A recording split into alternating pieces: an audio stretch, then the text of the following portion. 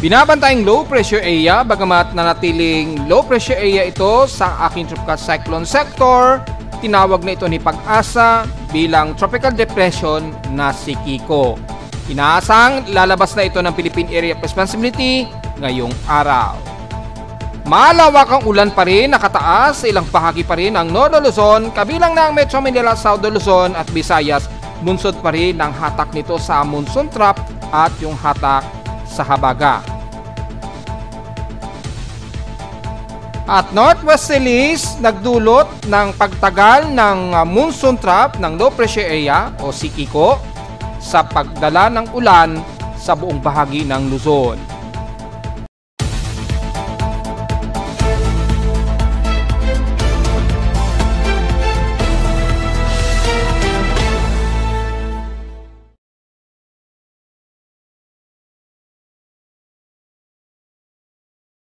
Hello, good morning mga folks! Welcome po muli sa ating Daily Weather Bulletin at Analysis para sa ikatlong araw na ng September 3, 2025. Ang oras nating Boss Pem Imaga ay alas 19 na ng umaga. Patuloy ang pagdadala ng malawakang ulan sa parte ng Luzon, kasama pa rin ang Metro Manila at hanggang Bicol Region yan sa Southern Luzon po. So maging sa kanluran o silangan ng Northern Luzon, patuloy tayong makakaranas ng ulan dahil diyan ngayon dumadaan ang makakapal na kaulapan, bunsod nga po ng hatak sa ating habagat na sumasabay naman sa monsoon trap na ngayon ay tinaas na o tinawag na nga po ni Pag-asa kaninang alas 8 sa Tropical Depression Kiko nga. Nagaya na ating report kahapon, inaasahan susunod nga po si Pag-asa once na nagtaas uli si Japan Meteorological Agency kagabi ng kanilang kategorya na tinaas na lilito sa tropical depression.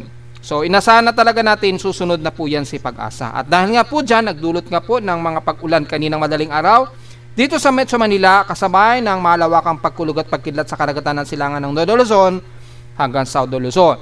So patuloy pa rin tayo makakaranas sa mga malawakang pag-ulan po although ngayon medyo nagmo-moderate muna at gloomy ang paligid. At inaasahan po natin ang mga kalat-kalat pa ng pag-ulan sa maghapon, lalo na dito sa Metro Manila hanggang Southern Luzon. So kung titingnan natin sa Doppler radar, so far hindi ngayon umaabot dito sa Metro Manila yung range ng Doppler radar. Well, makikita naman natin medyo umaaraw-araw ngayong umaga dito sa amin sa Caloocan, meaning walang gaanong water vapor pa. Siguro mga mametang hali pa siguro bandang hapon na naman dahil madalas sa gabi nagkakaroon ng mga pag-ulan. At mula sa ating lightning detection system, nasa mahigit 400 dito ngayon. And as of 10:24 AM, sa ating real-time lightning detection system, hintayin natin mag-load yung 100 plus minutes kung meron. Well, wala. So, ayun, nag-update na. Lumalabas, 672 na po ang lightning strikes ngayon. Typically, dyan sa may bandang extreme Northern Luzon, sa may bandang Babuyan o Batanes Group of Islands, pero sa may bandang Babuyan Island po to or bandang Calayan, Cagayan, yung pinaka-latest lightning strikes. Yung mga nagpa-pulse na yan, yun yung mga latest. Yung mga nag-e-effect na yan, yung pulsing na yan. Yan yung pinaka-latest, less than 20 minutes. Ganyan po ang ibig sabihin yan. At sa inner ay 537 lightning strikes po. Yan yung mas malapit sa kalupaan ng bansa. Makikita natin sa ngayon ay nasa karagatan pa lamang ito ng baybayin, lalo na sa silangan na kung saan ay nandyan po yung most of monsoon trap nitong si Kiko nga po, Tropical Depression Kiko na itinaas na nga po ni Pag-asa. Again, nanatili itong low pressure area pa rin sa aking tropical cyclone sector dahil yung kanyang 1 minute average hindi pa siya umaabot sa threshold para tumaas bilang tropical depression.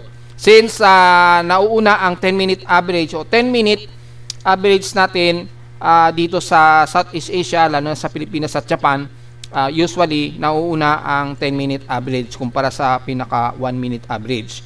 So dahil sa mabagal yung cycle of time duration ni Japan Meteorological Agency at ni Pag-asa, kaya nauuna tayo kapag pumasok sa West Pacific yung time coordinate natin. Yun. Binabase kasi dito yung time coordinate. Kaya mayroon tayong tinatawag na 10-minute average at 1-minute average na kung saan mas mabilis ang ginagamit ng mga International Weather Agency. So mas mabilis po kasi yung time cycle nila ng time coordinate. Sa atin mabagal-bagal umaabot pa ng 10 minutes. Kaya gano'n na lamang na nauuna si Pag-asa at Japan Meteorological Agency kapag nagtataas sila ng tropical cyclone category.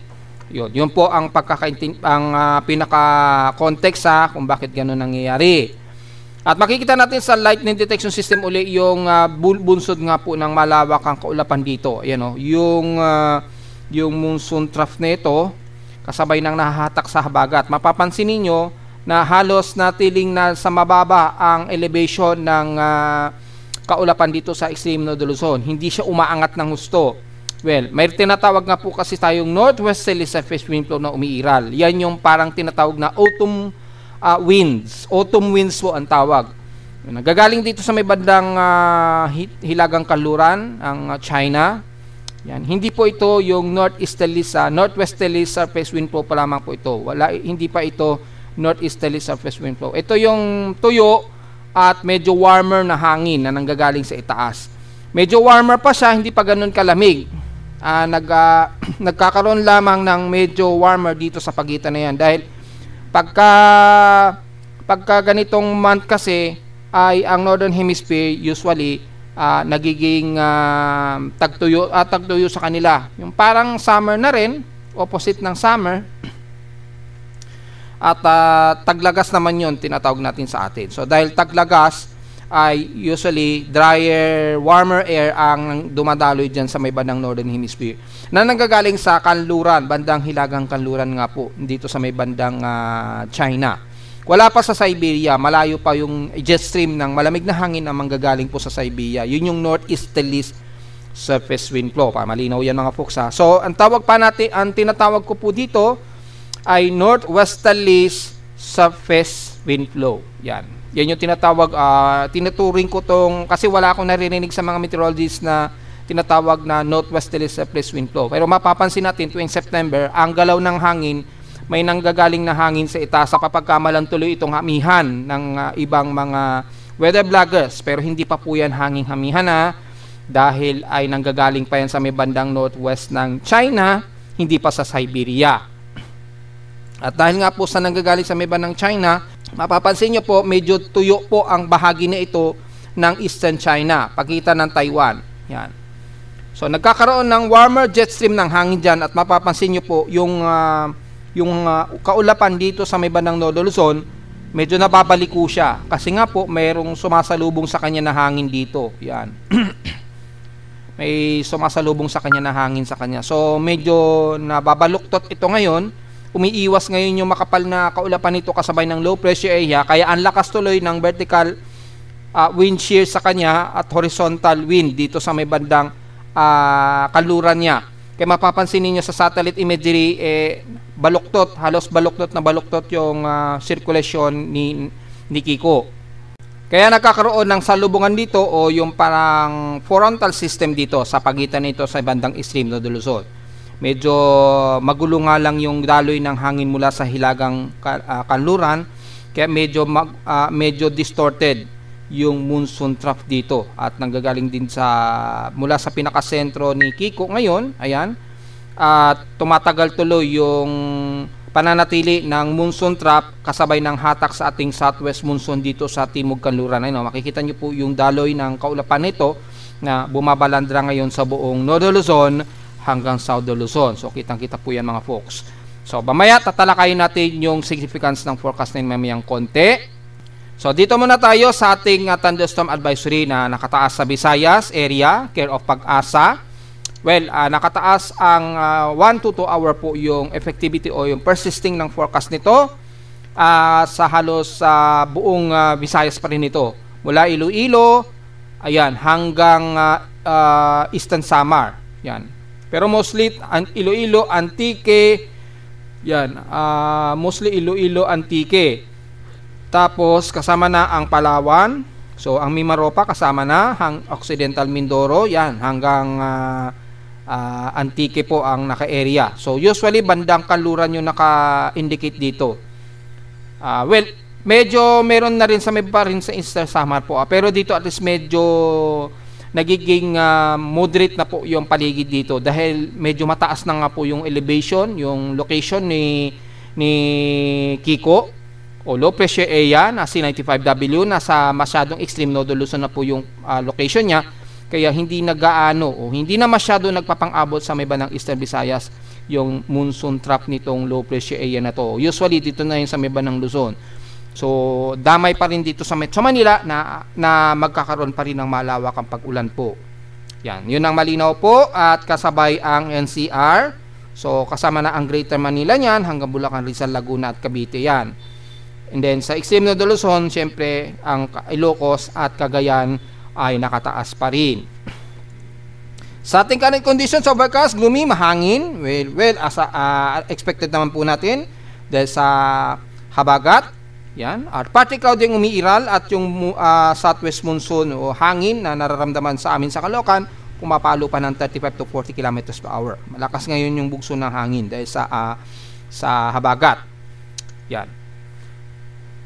Sa lowest temperature na itala na weather station kaninang 1:59 AM, nakapagtala kami ng medyo chilling ng konti na lamig na 24.8 degrees Celsius kaninang 1:59 AM, at kahapon pinakamataas na ang air temperature sa amin sa Caloocan at 31.1 degrees Celsius kahapon dito ng hapon at 1:14 PM. So ibig sabihin lamang nito, medyo mataas ang heat index at 41.6 degrees Celsius despite na nagkaroon kami ng mga makulimlim sa halos maghapon na kalat-kalat na pag-ulan. Pero kung titingnan natin ang heat index forecast ngayong araw, as of 9:08 AM, nasa 39.2 degrees Celsius na po extreme caution ang forecast namin sa Caloocan. Pero ang inaasahan daw na forecast hanggang 36 degrees Celsius lang daw. So sa maghapon, ang pinakamataas na 40 degrees Celsius sa amin. So ibig sabihin lamang dito ay katamtaman lamang ang magiging heat index sa amin. Medyo moderate, so ibig sabihin ay may mga pag-ulan pa rin na iiral sa maghapon nito. Medyo mababa. Pinakamataas lamang sa amin 40 degrees Celsius, which is manageable naman. At mula naman sa iba't ibang bahagi naman sa hindi natin masyado matututukan ang buong Northern Luzon hanggang Southern Luzon dahil nga po mas maulap dyan, alam na natin mababa po ang heat index dyan.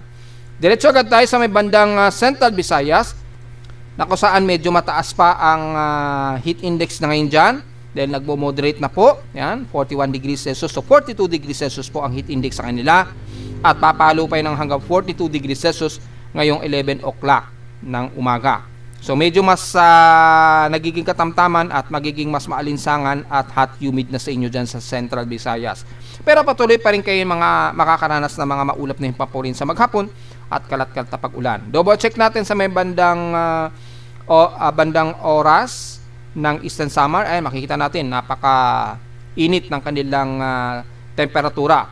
Yung kanilang heat index, ang forecast 45 degrees Celsius, at papalo ito hanggang 46 degrees Celsius ngayong alas 11 hanggang alas 1 ng hapon. So ibig sabihin lamang dito nagiging mas maaraw na po sa may bandang Visayas.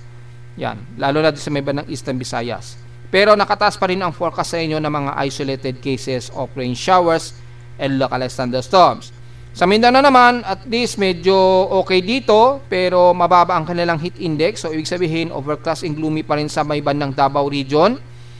Sa Buanga Peninsula, double check din natin, halos dito tumataas ng konti. Pero at least manageable din ang init. Ibig sabihin lamang patuloy sila nakakaranas ng medyo maulap at mga gloomy na panahon, despite na halos katamtaman ang lagay ng panahon. Malamang may sapestap kasi sa may bandang katimugan ng Mindanao, so medyo makakaranas pa rin sila ng medyo overcast at gloomy na panahon ngayong araw. Pero at least dito sa kanila medyo mas umaaraw hanggang dito sa may bandang Visayas area. Hindi masyado pa sa bandang Luzon dahil nandyan pa rin dumadaloy ang ating habagat. Samantala ko itatabi naman natin sa PAC streams. In past 24 hours, nangunguna ang hinatuan sa may pinakamataas na air temperature na 34.2 degrees Celsius. Sa Baguio, stationary lamang at 17.4 degrees Celsius ang lowest temperature sa bansa. At sa Inulan, ang Sinait ay nakaranas ng 60 mm na total rainfall. Sa amin sa Caloocan kahapon, nakatotal of 1.8 mm lamang. So ngayong araw lamang, mula kaninang madaling araw kami nagkaroon ng halos heavy rain kaninang madaling araw dahil sa habagat at monsoon trough na umabot sa 32.7 mm. So ngayong madaling araw lamang kami nagkaroon ng malawak at mas malakas na ulan, hindi kagaya kahapon na 1.8 mm lamang. So, sa whole September rainfall, nakaka-total of 99 mm na kaagad kami, ha?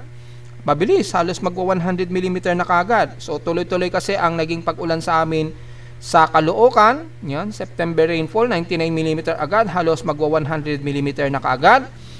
Yan, ang total rainfall. So, malayo pa sa difference of average na 608 total. So, konti pa lamang maituturing yan. Well, tingnan natin sa mga susunod na araw dahil nakaka 3 days pa lamang po tayo. At sa ating outside humidity ngayon ay 80%, mataas ang concentration, bumaba ito ng 1% since last hour. At sa ating atmospheric pressure, 1,009 hectopascals, and steady ito since last hour. At ang ating high tide and low tide status, kasalukuyan po na nasa high tide pa po, pero medyo pa low tide na po ito. Well, double check natin yung kanyang sea level. So, pinaka-highest peak kaninang 5 AM, nasa 1.1 meters po. So, malalim-lalim kaninang madaling araw. Pero ngayon, malamang below 1 meter na po yung taas ng sea level. So, medyo hindi na ganun kalalim. However, ay pwede pa rin makapangisda niyan kahit sa pampang lamang ng Manila Bay. Malalim-lalim pa rin kahit papaano yan. At least mga 0.8 meters or mga yan, 0.8 o 0.7 meters siguro ang approximate na lalim pa niyan. So, medyo hindi pa ganun. Medyo malalim-lalim pa kahit papaano. Yan. Sa ating almanac, sumikat ang haring araw kaninang 5:44 AM at nasa lulubog po ito mamayang 6:06 PM. At sa ating moonrise, mamayang hapon pa po ito magmo-moonrise, 2:43 PM. At kinabukasan na po ng umaga, 2:07 AM ito lulubog na may 78% illuminated waxing gibbous na po. So, malapit na po yung susunod na magiging full moon po nito. Yan ay magaganap na po na total lunar eclipse sa 8 dito sa Pilipinas. Ang oras sa atin sa Pilipinas ng full moon kasi is by September 8. Yan. So, September 8 nga po, napaliwanag natin at nag-post na tayo sa Facebook page. By September 8 po ng madaling araw sa atin, magsisimula yan mga bandang 1 AM po ng madaling araw mga bandang 1 o'clock yan. Magsisimula na po na mag-cover yung ating, yung Earth's penumbra. Yung penumbra ng Earth, nagsisimula ng takpan yung moon yan. Hanggang sa mga bandang mag-alas 2, yung pinaka-umbra na ng Earth tatakip na sa buong moon surface, which is magpupula na siya, yung magre-red moon na. Yun, mga bandang alas 2 nga po, at to be exact, mga 2:11 o 2:12 AM ng madaling araw ang pinaka-maximum total lunar eclipse. Yan. Para malinaw yan mga folks napaalala lang natin. Sana lang ay maganda ang panahon natin yan sa araw na yan. Sana lang po para naman matanaw naman natin dahil yung aking teleskopyo ay medyo nililinis-linis ko na po. Naghahanda na po ang inyong lingkod para sa mga hindi makakakita at least susubukan pa rin natin makapag-live ng madaling araw po. Kaya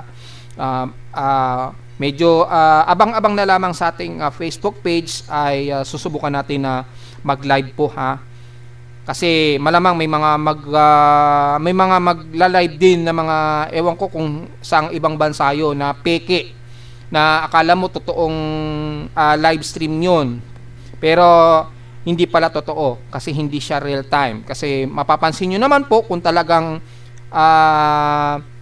real time nakuha yun. At bago ang lahat double check natin yung ating space weather status dahil may prediction kasi kahapon. Nakataas na possible hanggang geomagnetic 3 category NOAA scale na G3 geomagnetic field. So mukhang hindi pa tumataas at ngayong araw as of 4:48 AM na nag-alert message ito. Nakataas pa rin ang active warning na at least dito G1 geomagnetic minor na lamang daw. So mukhang hindi yata nangyari yung pagtaas niya at umabot sa G3. Pero makikita dito umabot sa moderate yung geomagnetic activity mula kahapon. Ayun umabot sa 5.33 kp index yung geomagnetic activity kahapon. So nag-active siya mula kahapon. Ayan, nagtuloy-tuloy po siya. So tumaas yung prediction although hindi naman umabot sa GT ang geomagnetic field. Ngayon ay G1 minor ang naka-forecast. So may mga potential impacts pa rin na 60 degrees geomagnetic latitude at mga weak power grid fluctuations ang inaasahan pa rin. Yung mga minor impact sa mga satellite operations, bahagya pa rin makakaapekto ito at medyo may matatanaw tayong auroral activity. Base sa ating NOAA KP Index breakdown, yung forecast ay ngayong araw ay hanggang G1 geomagnetic field 4.67 to 4.0 ang inaasahan. Posibleng maging NOAA scale niya ngayong araw. And then within 3 days mukhang mababa naman na. So mababa ang solar radiation pero yung radio blackout ay medyo mataas, 55% ang tsansa between M-class flares of R1 to R2 minor to moderate likely. O most likely po yan. So mayroong maliit na slide na tsansa pa rin na magkaroon ng R3 or X-class flare, depende. Within 3 days po yan. So tingnan na lamang po natin dahil sa yung AR 4197 nga po na itinuro natin sa sunspots ay medyo nagkakaroon ng mass activity yung sunspot dito. So base dito 4197, so dito is medyo active po itong 4197. Ang kagandahan lamang medyo lihis na ito sa Earth masyado. Ang medyo tumututok sa atin ang AR 4207. Yan, so medyo makakaramdam pa rin tayo ng mga ilang geomagnetic field or solar flare activities. So double check natin sa LASCO since past 24 hours. Tingnan natin yung pulsing. Inaasahan natin mga bandang 11 o'clock ang pulse niyan. Makikita nyo po dito sa within 24 hour or past 24 hour period mula ito kahapon. So makikita nyo po ay hindi naman ganun ka mas aggressive yung pulse. Yan, tingnan natin mag-load pa yung iba kasi medyo mabigat yung pulse. Ayan, makita natin mga bandang 11 o'clock nga po to 12 o'clock yung pulsing ng solar flare. Ayan, makikita nyo po, bandang 11 o'clock, diba? So, ayan, ito yan makikita nyo po yung pulsing ng solar flare. Hindi naman ganun katindi yung pulsing, pero at least nag-release ito at medyo naramdaman natin yan sa Earth. Kaya nagkaroon tayo ng at least 5 KP5 index kahapon. So yung ating sunspot number 175 po, mataas. At makikita natin so far ay yung forecast ng nowcast index natin ay maaari pang maglaro sa unsettled to active geomagnetic field na papalo nga po ito ng hanggang 4 KP index. So maaari pang umabot ito sa R1 geomagnetic field. So within 3 days kung do-double check natin ay merong umabot sa KP5 index ang inabot. Yan, in 7 days. So makikita natin dito hanggang R1 lang naman siya at least. At walang masyadong latest. Iting 1 day, iting 7 days. So parang walang latest na output yung 7 days.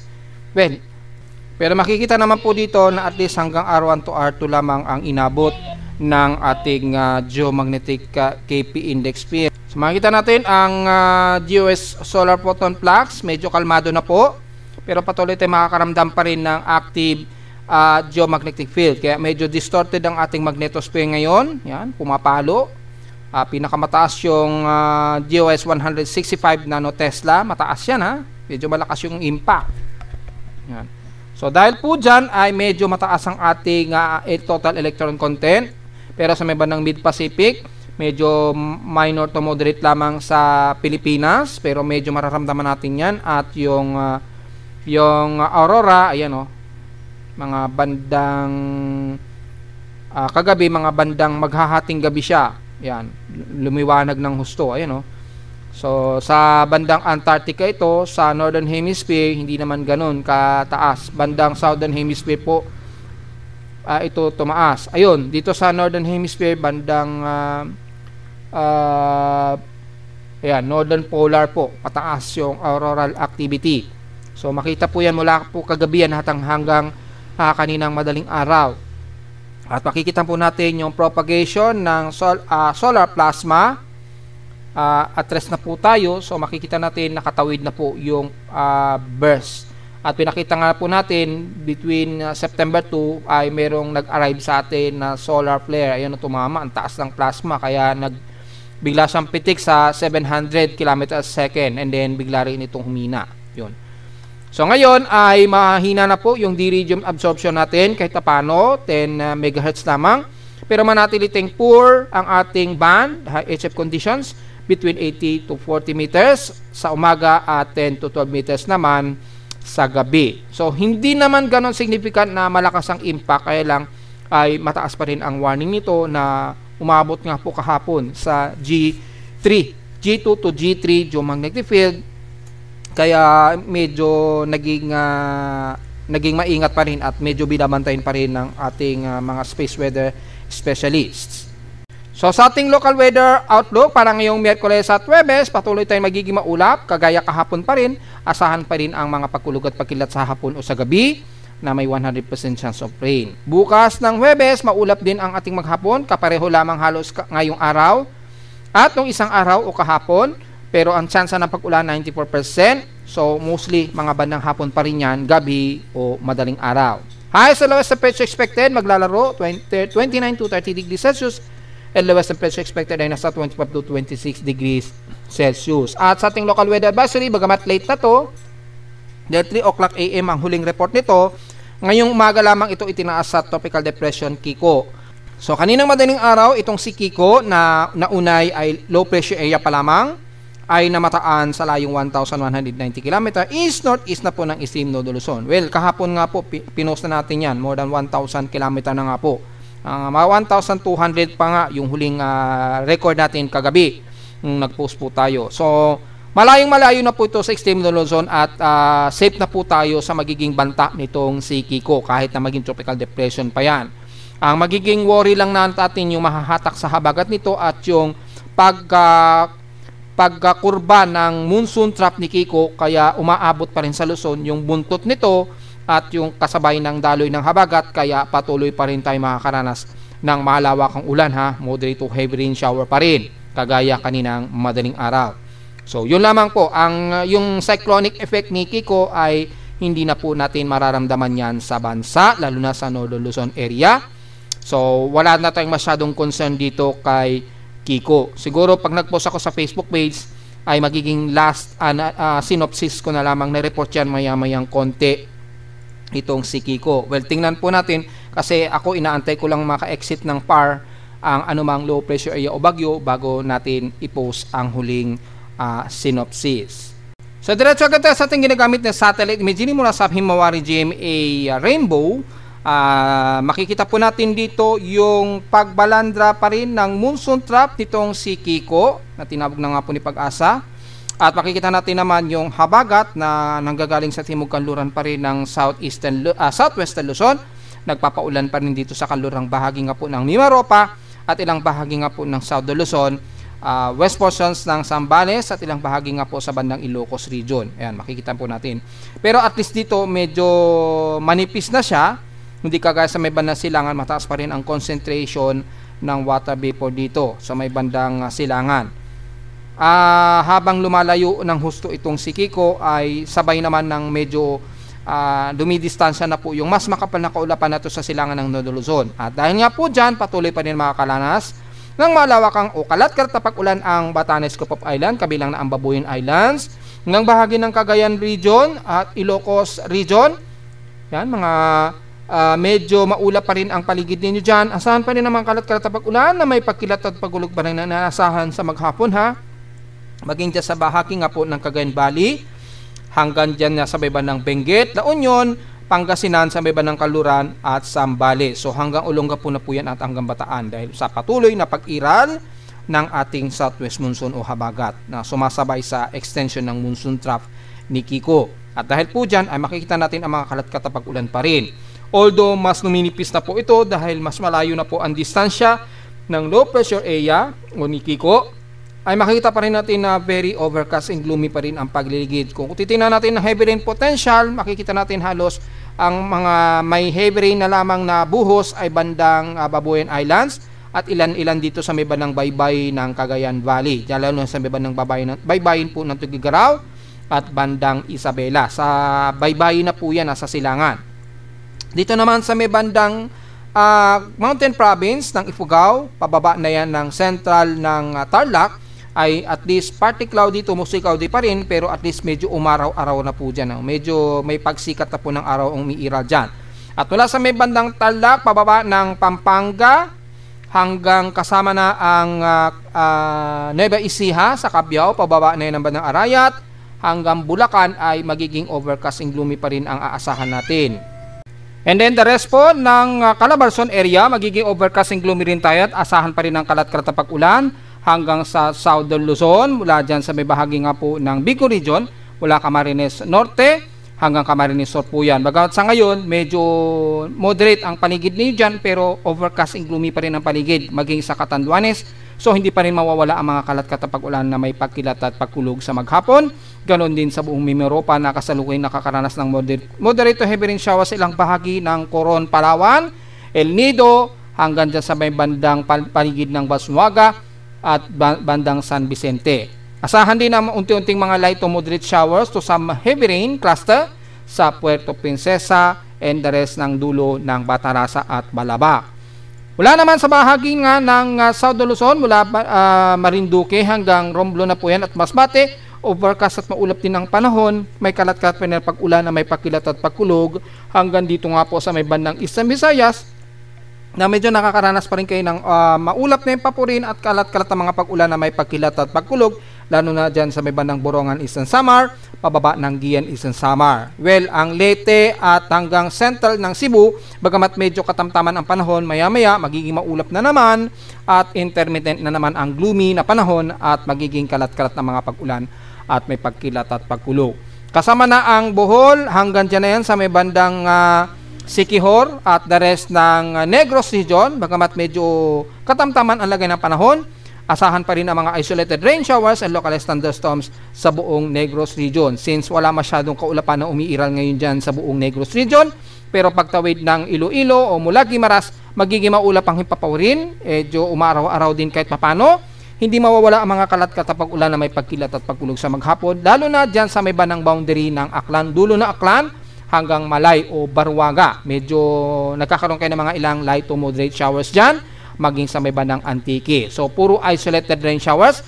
At sa may bandang Mindanao naman, ang southern part ng Mindanao, especially Davao Region, nakakaranas kayo ngayon ng mga moderate to heavy rain showers, lalo na dyan sa may bandang Davao Occidental ng Sarangani hanggang General Santos City. So, kasama na ang South Cotabato, Sultan Kudarat, hanggang dyan na yan sa pataas ng Takurong, at ilang bahagi sa bansalan ng Davao del Sur hanggang Kidapawan, mga ilang kalat-kat din na mapag-ulan, moderate at minsahang heavy rain ang umiira. So ingat pa rin po sa mga biglaang flash floods just in case, lalo na dyan sa katimugan ng Davao Occidental ng dulo ng Jose Abad Santos hanggang Sarangani at General Santos City. Rest ng Davao Region, magiging mas gloomy ang panahon ninyo, kabilang na ang City of Davao and the rest ng Davao del Norte hanggang dyan sa bandang Davao de Oro ng Compostela Valley ay magiging maulap at asahan din ang kalat-kalat na pag-ulan dahil medyo meron nga po tayong surface trap na umiira sa katimugang parte ng Davao Region. Pero rest ng Northern Mindanao, bagamat magiging maulap pa rin ang maghapon,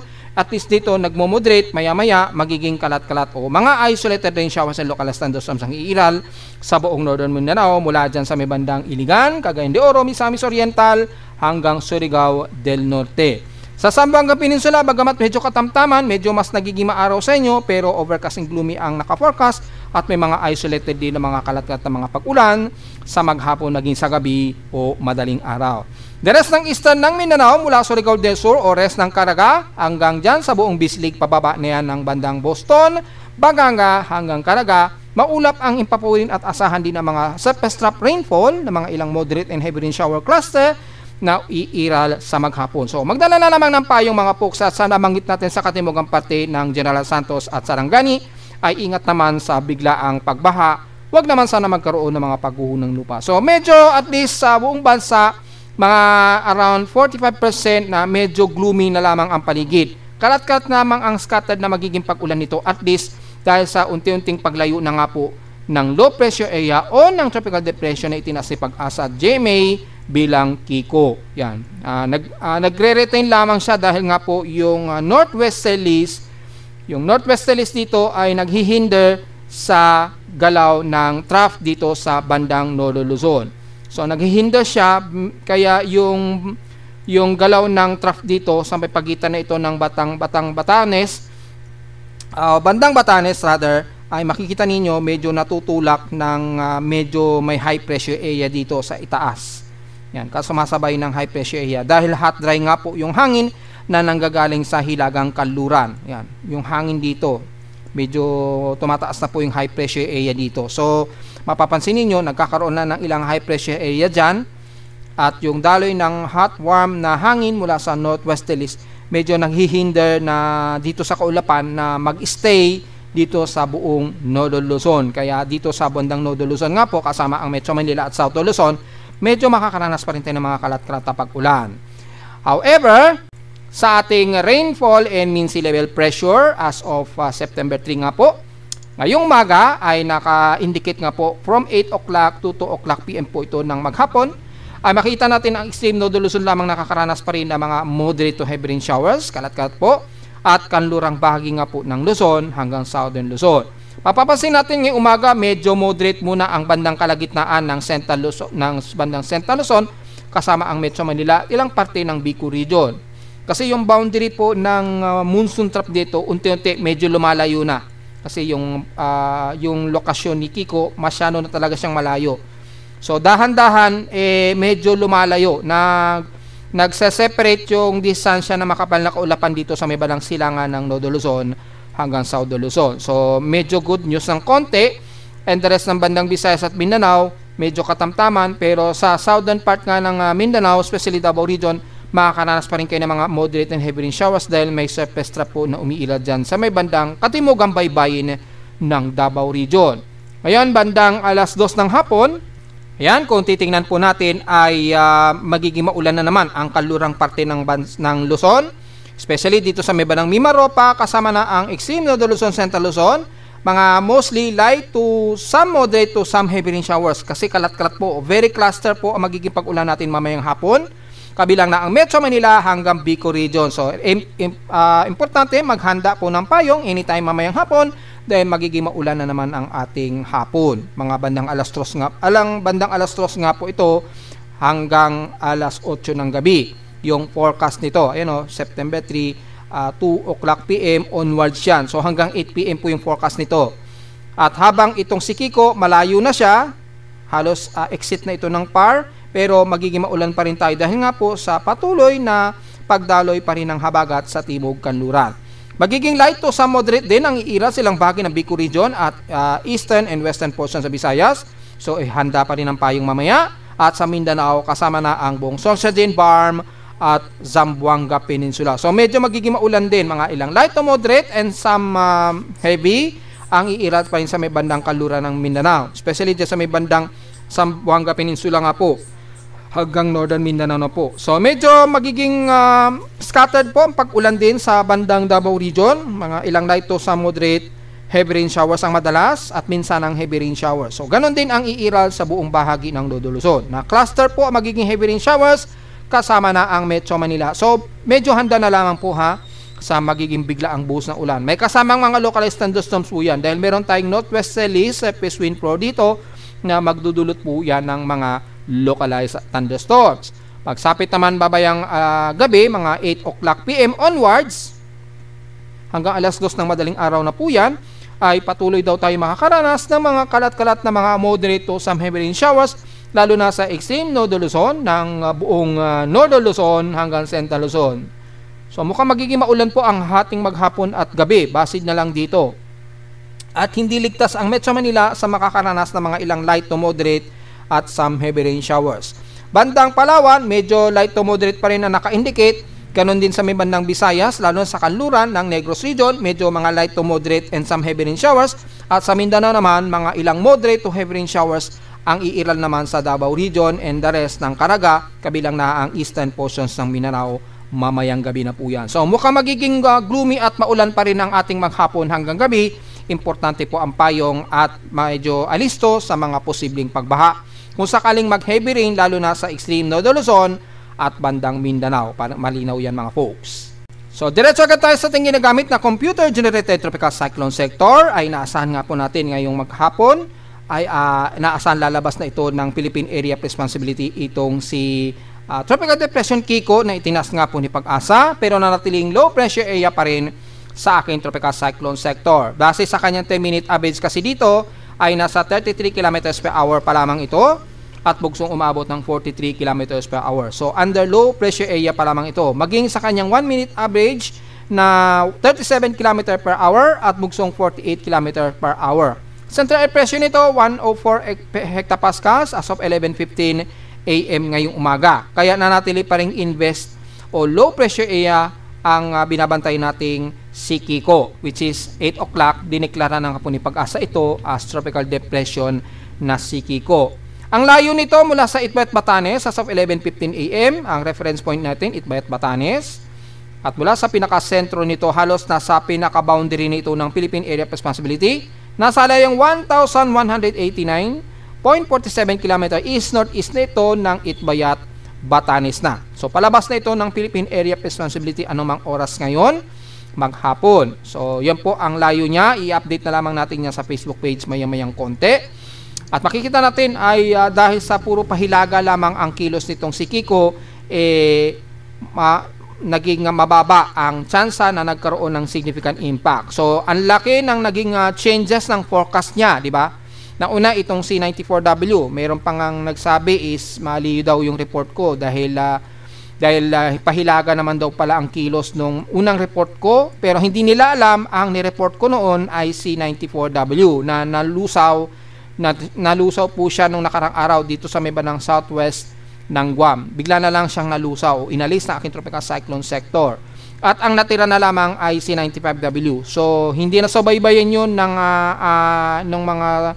mga basher natin, kaya akala nila yung ni-report ko sa labas ng PAR sa may bandang Guam ay C95W. Hindi nila alam, dalawang low pressure area pala ang binabantay natin nung nakaraang araw. So, hindi natin sila masisisi kung nami-miss nila o hindi nila nasusubaybayan ng tuloy-tuloy ang ating mga report. Pwede naman nilang i-backtrack yun para malaman nila kung bakit meron tayong binabanggit na isa pang low pressure area na nalusaw noong isang araw.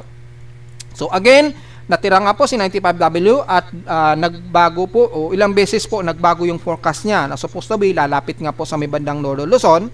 Pero dahil sa presence ng northwesterlies sa wind flow, nagbago po yung forecast niya. Nagkaroon po ng northwesterlies kasi na medyo nagkaroon ng high pressure area tutuloy dito dahil sa medyo hot dryer na hangin mula sa timog sa hilagang kanluran po. Yung tinatawag natin na northwesterlies sa west wind flow. Hindi pa po ito northeasterly sa west wind flow o yung amihan. Hindi pa po ha. At dahil autumn season pa lamang sa Northern Hemisphere. At makikita natin, naghinder po na lumapit itong low pressure area, kaya mapapansin ninyo, puro pahilaga ang naging kilos niya. So dito, makikita ninyo, nasa high probability of tropical cyclone development pa lamang o invest itong si Kiko. Yan, sa ating tropical cyclone sector. Well, makikita nga po natin, lumabas na nga po yung empirical forecast ni Pag-asa. Yan, 8 o'clock AM nila ito tinawag na at mula sa ating tropical cyclone assessment monitoring para sa kung sakaling may susunod kay Kiko, just in case po, mula sa ating West Pacific Basin, makikita natin wala naman masyadong susunod sa kanya, pero yung epekto po ng surface trap medyo mataas pa rin yung possibility of favorable na convergence dito sa may bandang Eastern Visayas, Mindanao, pero mababa ang kanyang vorticity. So, walang significant ito na magiging aktibong low pressure area. So, malamang surface trap lamang dadala po ng pag-ulan yan. Kasama kasi ang habagat na nagpapaulan mula kanluran.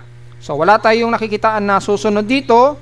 Pero sa ating latest Global Traffic Hazard Outlook mula kay NOAA, makita natin mayroon pa rin significant na tropical cyclone formation by the first week ngayon, mula September 10 at hanggang September 16. So, second week po ito na may posible at least 20% hanggang third week daw na mayroong posibleng may mabubuhong low pressure area o tropical cyclone. So, mukhang manggagaling na naman ito sa Guam.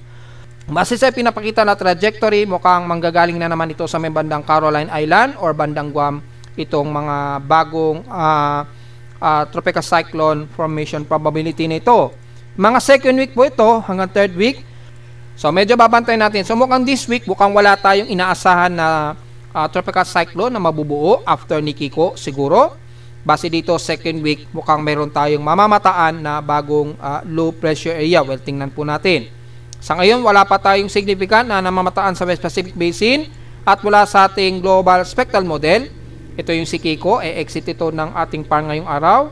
Medyo merong shallow circulation din sa may bandang Eastern Mindanao, pero kalaunan medyo nawawala-wala, so disorganized ito. So hindi pa natin makonclude kung ito ay magiging invest sa ngayon, pero maninaw namang na medyo nagkakaroon ng medyo mababa o mababang atmospheric pressure na medyo nagsasurface trap at magdadala ng pag-ulan sa may bandang Mindanao at Eastern Visayas. Hanggang September 8 po yung extension forecast nito, so titingnan na lang natin. Pero sa ngayon wala tayong namamataan ng first week at mula sa mean sea level pressure ay hindi naman significant na nakikitaan natin na yung merong circulation dito na bumababa after ni Kiko. So dito sa may bandang Hilagang Kanluran, medyo merong shallow din na nabubuo dito sa may bandang Kanluran ng Northern Luzon. Ayan o. So posible itong magkaroon ng low pressure area. Ang forecast is starting September 4 siguro o bukas onward. So baka magkaroon ng indication of low pressure area, pero sa labas naman ito ng Philippine Area of Responsibility na itataas ng Japan Meteorological Agency. Then lalapit din kaagad dito sa may bandang Hainan, China din. So mula siguro bukas baka mayroong low pressure area dyan sa labas ng PAR sa may bandang Hilagang Kanluran. Well, mababa naman ang significant dyan. Malamang epekto lamang yan ng ating habagat. At mula sa Tropical Cyclone Strike Probability, hopefully ay merong latest update. Yes, meron. Ayan, makikita tayo na isang Tropical Cyclone Strike sa may bandang Hilagang Kanluran ng Northern Luzon. So may mataas na probability, 20 to 30, mga at least 10 to 20%. Yan, mga 10 to 20% na magkakaroon ng malawakang pag-ulan sa buong Northern Luzon, kasama ang Metro Manila at Southern Luzon. So mukhang mayroon tayong low pressure area na babantayin dito. Siguro within or next 24 hours, magtataas ng low pressure area si Japan Meteorological Agency. So tingnan natin dahil medyo nagsha-shallow kasi dito. Pero hindi natin nakikitaan dito sa ating West Pacific Basin. So tingnan po natin, medyo mayroong tropical strike probability rito sa Kanluran. Pero mukhang nasa labas na ito ng Philippine Area of Responsibility. So medyo good news naman. Ulan pa rin dala ng habagat ang magpapaulan. At itong si Kiko ay ang paglabas nito ay wala naman nakikitaan tayo na susunod na anumang low pressure area. Pero by T96 hour period, tingnan po natin kung baka mayroong mabuo sa susunod na by September 6 po, yung extended forecast. So makikita po dito mukhang mataas ang confidence na magkaroon tayo ng bagong low pressure area mula siguro ngayong araw or sa susunod na 24 oras. Tumataas po yung tropical cyclone strike probability dito sa Kanluran ng Northern Luzon na maapektuhan po tayo at least 10 to 20% ang buong Northern Luzon, damay ang Metro Manila. Sa may bandang Kanluran ng Northern Luzon po ito. So makita natin in T96 hour or between September 6, makita po natin ay mukhang magiging maulan pa rin tayo this coming week po. At may low pressure area na maaring itaas si Japan Meteorological Agency. Hindi natin alam o magdedepende pa rin sa tropical cyclone sector kung itataas din ito, mga folks. So makikita po natin, pero dun sa data feed ni Pag-asa, mukhang hindi pa yata nila napapalitan na pangalan to Nakahasinto pa rin siya Dapat Kiko na yan So medyo mali po ito. Hindi po natin mababago yan dahil yan ay data feed mula kay Pag-asa. So kay Pag-asa pa i-double check nyo po. Nakahasinto pa rin yung pangalan nito, which is dapat Kiko na. Tapos na po kasi si Jacinto. So, malamang papalitan din kagad nila yan pag napansin nila na hindi naayos yung pangalan. Pero si Kiko na po yan Tropical Depression, Kiko, na itinaas na nga po kaninang 8 o'clock AM. So, kung titingnan natin sa forecast track ng data feed ni Pag-asa, makikita natin ngayong araw ay inaasang lalabas ito ng Philippine Area of Responsibility. So baka bago magtanghali, nasa labas na yan ng Philippine Area of Responsibility at kikilos ito pahilagang kanluran pa rin at maghihilaga ito bandang Okinawa Prefecture. Yan, patungo sa Nishinomote, southern part ng Japan or sakop ng Okinawa Prefecture, Japan. Yan. So maghapon yan hanggang gabi ay nasa labas niya ng ating PAR. At mula naman sa Joint Typhoon Weather Center, wala silang itinaas pa pero meron na pong probability of cone of uncertainty. Yan, mula sa data feed ng Joint Typhoon Weather Center. So meron na po silang nilalabas na cone of uncertainty. Pero makakita ninyo, hindi pa siya aktibong low pressure area o tropical depression. So mapapansin nyo po, sa 1 minute average, hindi pa ito isang aktibong low pressure area. Kaya makita nyo, square o rectangle pa lang yung indication mula sa data feed ng Joint Typhoon Weather Center. Kahit tingnan nyo po sa website nila, ay nanatiling low pressure area pa lamang ito or invest low pressure area. So bukod tanging si GMA at Pag-asa lamang ang nakataas as tropical depression. Pero kung mapapansin natin dito, wala pang data feed dahil hindi pa siya isang aktibo pa talaga na tropical depression. Si Pag-asa pa lang talaga ang nagtataas. Kaya meron na po siyang cone of uncertainty. Pero napakaliit na lamang yung kanyang progress. So yung combination niya ay ang aktibo pa lamang ay si Pag-asa pa lamang yung may forecast track. Pero meron tayong tinatawag na forecast ensembles. Dito ay makikita natin within 12-hour period. So malamang ngayong araw nga lang talaga ito ay lalabas na rin agad ito ng Philippine Area of Responsibility. Ano, kitang-kita naman yung cone of uncertainty na ganun din ang lumalabas na ikinikilos nitong si Kiko. So, gaya na ating report ng nakarang araw, maging tropical depression man ito pero magiging panandalian na lamang na mananamalagi ito sa loob ng ating PAR at e-exit din kagad ito ng PAR ngayong araw. At nanatiling walang significant impact ito sa bansa. So medyo siniswerte pa rin tayo kahit papaano. Pero watch out dahil nag-post na nga po tayo ng forecast, di ba, na para sa month of September na may posible tayong malakas na bagyo na duromekta either ng Central Luzon o Northern Luzon.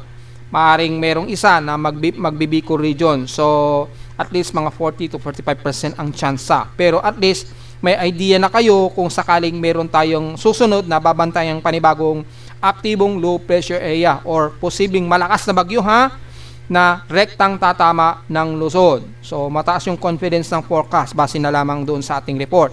At mapapansin ninyo hanggang 3 ang ating tropical cyclone sector na mabubuo sa loob ng ating Philippine Area of Responsibility at yun ay either yung dalawa o isa o dalawa ay maaring tumama nga po sa kalupaan ng Luzon or bandang Southern Luzon. So tingnan na lamang po natin. At least medyo prepare po tayo.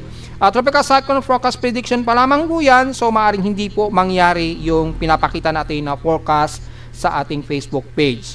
So baka magsabi na naman na hindi po mangyayari yun. Well, wala naman po tayong sinasabi na mangyayari yun. Yun ay Tropical Cyclone Forecast Prediction lamang for the month of September. Hindi ibig sabihin ay mangyayari kaagad yun.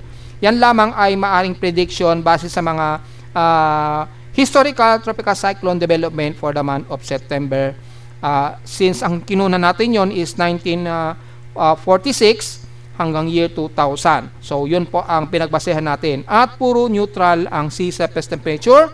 Kaya hindi lagi mangyayari yung forecast natin. Maaring mag-sablay yan o maaring magminti sa ating forecast, pero at least meron tayong idea na may mga kung ano man ang posibleng dadaanan ng bagyo oras na ito ay mamataan natin sa loob ng Philippine Area of Responsibility. At least handa pa rin tayo lalo na sa hilagang bahagi ng Luzon hanggang Southern Luzon dahil usually dyan pa rin ang trajectory ng bagyo. So malinaw yan mga poksa. Sa ngayon itong si Kiko, palabas na po ito ng PAR at ito po yung kanyang ensemble forecast.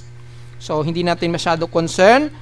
At ito po yung pinaka-clear satellite floater imagery niya. Makita nyo po halos pigang-piga po siya dahil malakas po yung kanyang vertical at horizontal wind dito mula sa northwesterly surface wind flow. Masyado siyang natutulak dito.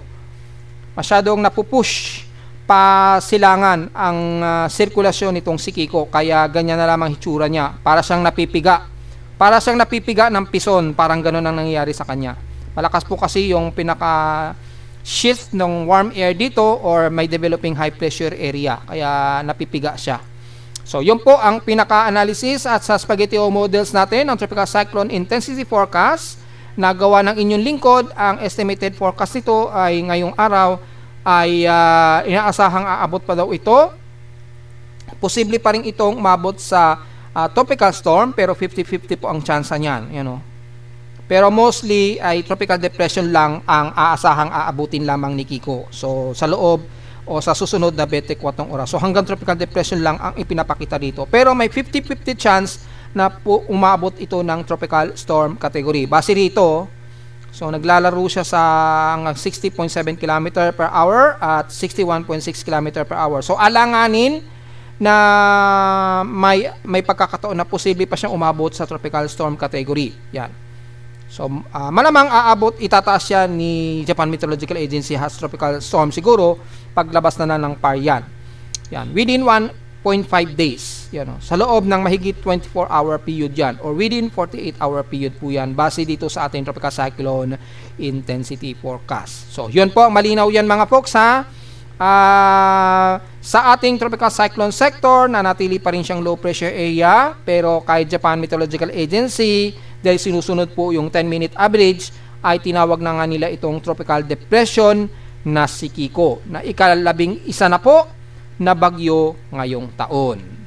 Samantala sa ulat lindol, so far, wala naman tayong nakikitaan dito na panibagong malakas-lakas na paginig, pero at least medyo noise ang ating seismograph mula kahapon ng hapon at hanggang madaling araw. Pero ngayong umaga at magtatanghali, medyo moderate yung noise sa ating seismograph at wala naman tayong nadedetect na aktibong mga seismic activity.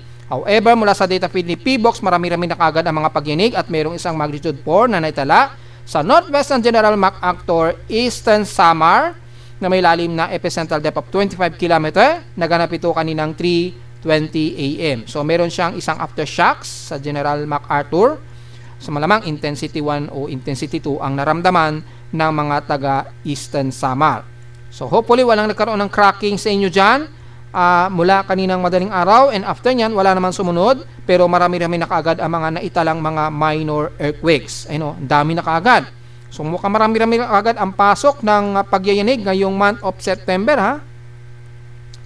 Yan, mukhang na-refresh na rin yata yung ating seismic activity. So, silipin natin yung historical earthquake for the month of September. Sana ay na-filter out na po. Yan, i-load natin ang month of September. Yes, na-filter out na po. So, maganda. Mabibilang na natin. Nasa total of 77, total earthquakes na tayo. 71 dito is magnitude 2.0 pataas. 5 kaagad ang ating magnitude 4. At meron na kaagad tayong isang magnitude 1 na which is na itala yan kahapon. Yan, dito sa bandang northern part ng Luzon. So, nagbuhay naman agad ang northern Luzon sa may bandang northwest ng Burgos, Ilocos Norte. Naganap ito kahapon, 10:29 AM, na may lalim lamang na 3 km. So, mababaw-babaw po ito. At magnitude 5.1 ang magnitude niya. So, nagkaroon ng at least mga apat na aftershocks po sa paligid ng magnitude 5.1 na ito sa may bandang Burgos. Wala namang itinas na tsunami warning dahil napakababaw naman kasi ng kanyang epicentral jolt. So, hindi ito nakapag-create ng tsunami wave. So, yun lang ang pinaka-latest natin at kakaunti pa lamang, wala pa sa 100, nasa mahigit 75 ang total earthquakes natin. 77 to be exact pa lamang mga folks. So, medyo marami-rami na kagad ang registered na magnitude 2.0 pataas na 71. Again, mayroon na namang foreigner na nagtatanong bakit hindi ko isinasama ang magnitude 1 sa ating real-time earthquake monitoring. Well, wag naman kayong magkamali dahil mayroon naman po tayong annual earthquake frequency. Dito kasama po ang magnitude 1 dyan. So, makikita nyo pa rin yung total earthquakes dito. Kaya lang, annually po kasi ito.